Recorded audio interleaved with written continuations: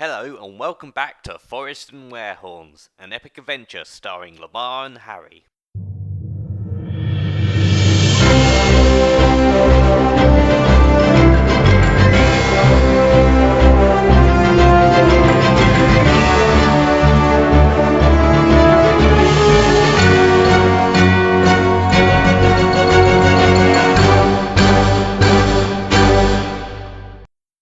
I'm going to jump up to one of the branches and hopefully swing round onto the top of the tree. You reach for this tree and you grab it successfully, but of course it isn't the strongest of branches. Yeah. And this causes you to plummet and land on your companion. Oh, cool. The guard, sort of, whilst you're sort of crumbled on top of each other on the floor. This is given the guard, you can see him sort of in the he's not really in the distance now, he's very close to you. And he's sort of reaching for his sword as well, ready to sort of engage in battle. I push the dwarf off of me and try to climb the tree again. Okay. But, I mean... Leaving the dwarf as bait. No! So you manage to climb up this tree. You're successful for this one, and you're sort of high up here, out of reach, and you can. I'll get you next time. And so this guard with you, Lamarr, still on the floor. He's sort of pointing his sword towards you. He seems like a newer member of the guards. He seems quite inexperienced, and he's sort of nervously holding his sword at you, sort of wanting you not to move or react. Did you catch that criminal dwarf? Yeah. Only problem being, he's kind of forgotten the fact that I have a bow. So, yeah, this is the point where I get out my bow and take aim. Okay, so he hasn't really he knew you jumped up on the tree, but he sort of focused on. He can't really handle two people at a time, so he's still threatening with this sword. So, so he hasn't really noticed the bow drawing. Why you got your sword out? I'm the chief guard. I'm your boss. I was pursuing the enemy. Now, as convincing as you are, chief guard. I'm your boss.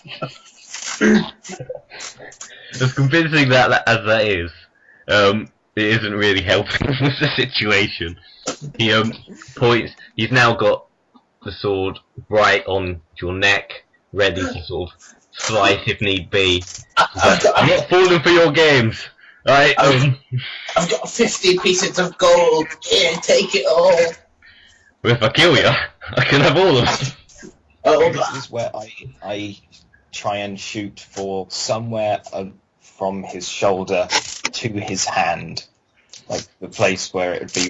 Well, I would probably try and hit him in the shoulder of the arm he is holding the sword with. Okay. Well, yes, you launch that arrow, and sort of he does have this heavy armor, so more of it does make him nudge his arm from the impact of it, but it hasn't actually hurt him yet.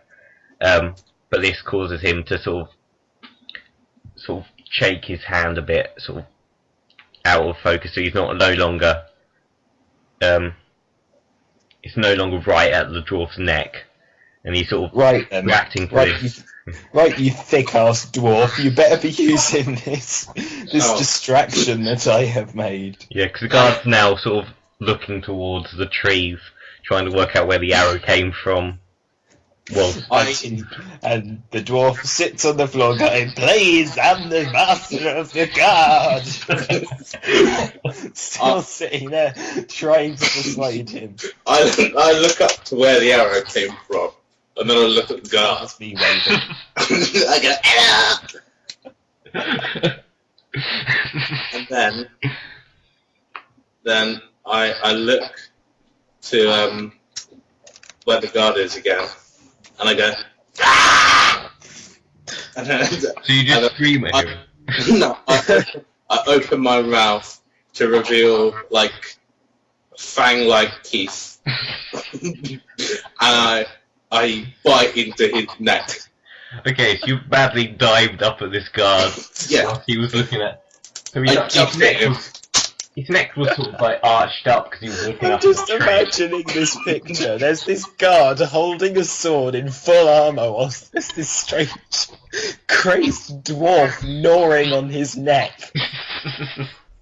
So yeah, so you're sort of your neck, your teeth have dug in deep onto his neck, and he's sort of lodged in there, and he starts to wave madly, trying to.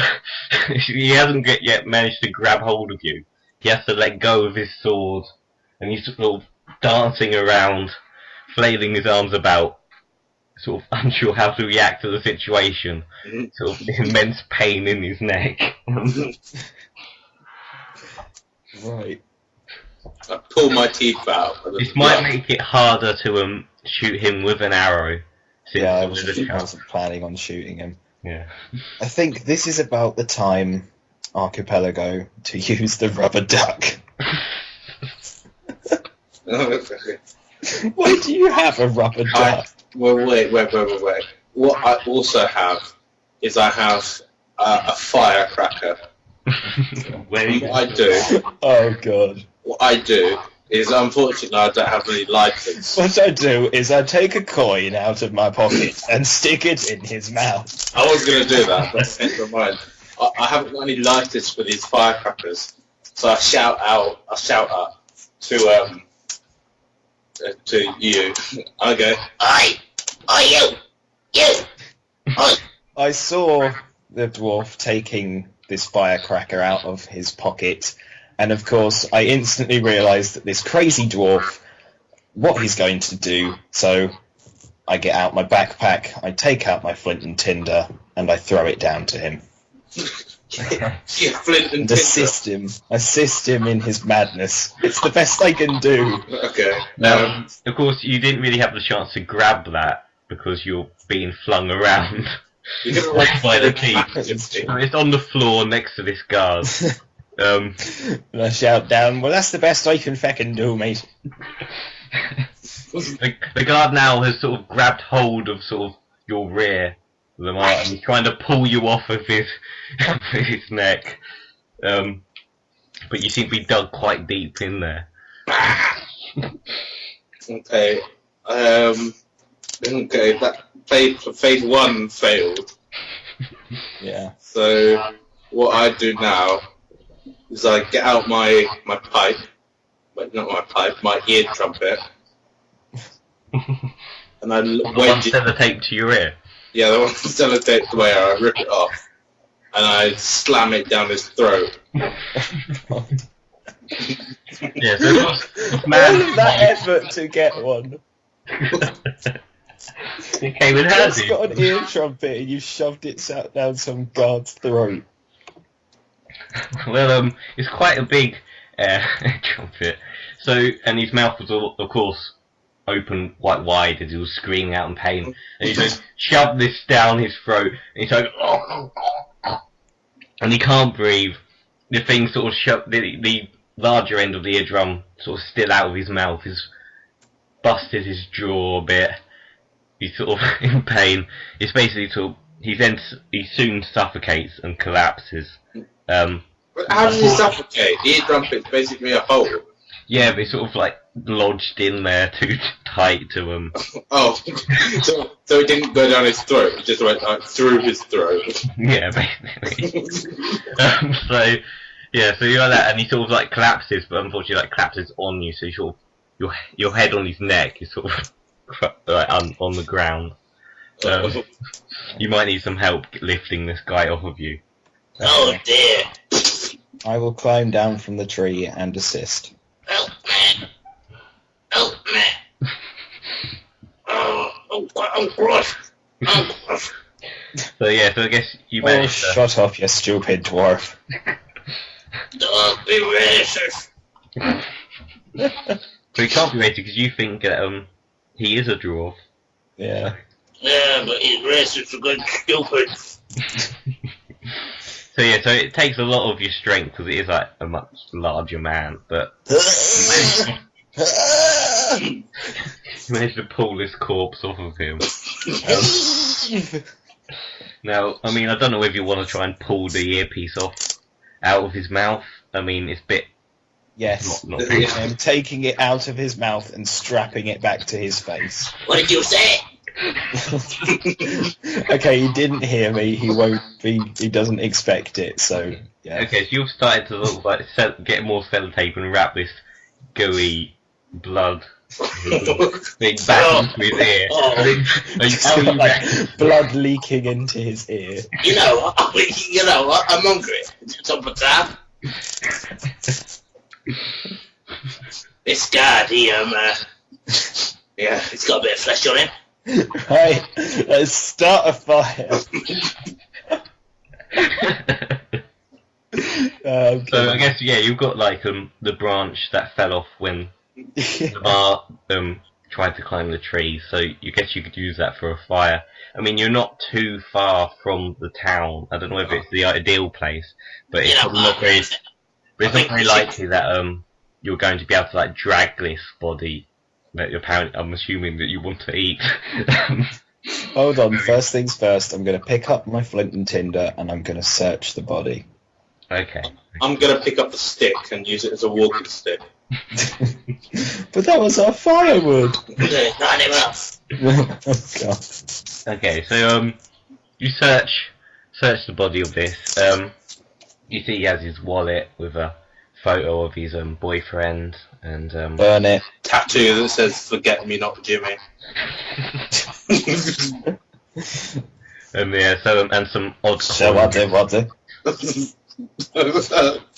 Odd coins. And you also notice in there an invitation, sort of like addressed to the guard. His name's like Jim or something. I don't know. Are you suggesting that his boyfriend's Jimmy Savile? No, the invitation thing has nothing to do with the photo in his wallet. Yeah, so it's like it's open. There's like seems to be a piece of paper inside. Sort of. Right. Okay, I will read the invitation. Okay, you read it and it sort of says it's an invitation to a party located at the same house that you at the same house that this sword is apparently located in. It was it's explained that apparently the very very strange coincidence. It's sort of this offering of like a vast banquet of food and music and a lovely Expecting some party. sort of response from the dwarf here. Oh, sorry. Food. Food. Oh, I'm hungry. There's lots of food. Oh. There will be lots of guards that we can eat at this banquet, rather than this horrible, measly morsel on the floor. Oh, I see. Great. So He's just licking his lips and looking at the guard. so I'm travelling with a maddened cannibalistic dwarf. He's not a cannibal. They're not the same species as him. That's true. You suggested I'd ever eat a dwarf. I'd never do such a thing. How dare you? Disgusting. Look, he's licking his fingers, which are covered in the blood of the guard, going, "How disgusting! You disgust me." So what would happen if, say, you were to meet a halfling? An halfling? Yeah. That's technically not a dwarf. So I think I'd be fine eating an halfling. Never had one before. Well, I had a couple a while ago. A couple of these two halflings. I had a little baby, you know. And I just left the baby there. The parents, they were very nice. I think their names were Andy and Sue. Right. Andy and Sue Ling.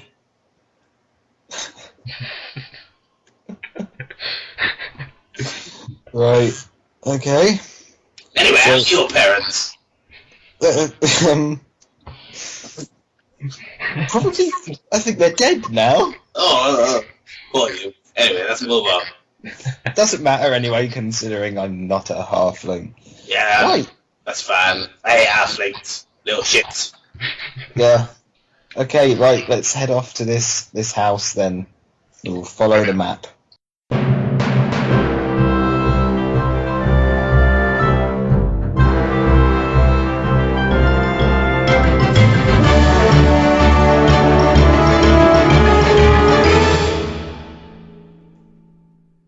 Thanks for listening. More to come.